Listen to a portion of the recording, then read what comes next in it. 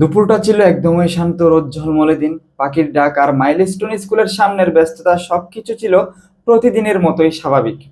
শিক্ষার্থীরা তখন ক্লাস শেষে কেউ বের হচ্ছিল, কেউ অপেক্ষা করছিল অভিভাবকের জন্য, কেউ আবার বন্ধুর সাথে দাঁড়িয়ে গল্প করছিল, কেউ আবার রিক্সার জন্য অপেক্ষা করছিল। কিন্তু কেউ জানতো না এই দুপুরটা কারো কারো জীবনের শেষ দুপুর হয়ে যাবে।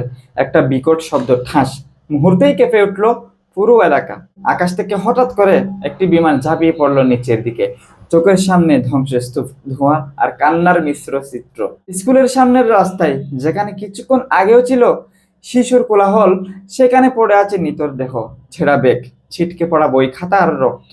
একটি দুর্ঘটনা, কিন্তু কত জীবনের গল্প থেমে গেল তাতে। প্রশ্ন উঠছে, এটা কি শুধুই দুর্ঘটনা, নাকি আমাদের অবহেলার ফল? এমন জনবহুল এলাকায় যেখানে স্কুল আছে, ছোট শিশুদের চলাচল, সেইখানে কিভাবে বিমান প্রশিক্ষণ হতে পারে?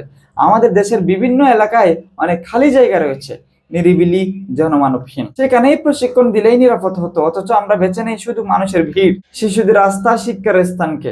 এটা কি কেবল দুঃখজনক, নাকি ভয়ঙ্কর অবিবেচক সিদ্ধান্ত? প্রশিক্ষণ চলবে, দেশ এগোবে, এটাই চাই আমরা, কিন্তু সেই অগ্রগতি যেন নিরাপদবিহীন না হয়। যদি প্রাণ নাশের আশঙ্কা থাকে, তাহলে সেটা অগ্রগতি নয়, আত্মঘাতী পথ। এই দুর্ঘটনা চোখে আঙ্গুল দিয়ে দেখিয়ে দিয়েছে নিরাপত্তার অভাব, পরিকল্পনার ঘাটতি আর দায়িত্ব জ্ঞানহীন মনোভাব। এই ঘটনার পর কেউ বলবে এটি ছিল দুর্ঘটনা, নিয়তির নির্মম পরিহাস। কিন্তু সত্যিই কি তাই? নিয়তি নয়, এটি আমাদের অবহেলার ফল। আমরা যারা শহরে থাকি, যারা সন্তানদের স্কুলে পাঠাই, আমাদেরও প্রশ্ন তোলা উচিত, সেখানে কোনো ঝুঁকি আছে কিনা। একটি স্কুলের পাশে যদি বাণিজ্যিক ফ্লাইটের বা প্রশিক্ষণের অনুমতি থাকে, তাহলে কেউ নিরাপদ না। আমাদের প্রয়োজন সচেতনতা, পরিকল্পনা এবং শিশুদের নিরাপত্তার জন্য জবাবদিহিতা। এই ভিডিওটা কেবল একটি বিমানের পতনের ঘটনা নয়, এটি আমাদের ভবিষ্যৎ, আমাদের শিশুদের প্রশ্ন। ওই শিশুরা জবাব চায়, আমরা তো শুধু ক্লাস করতে এসেছিলাম, কেন আমরা আর বাড়ি ফিরলাম না?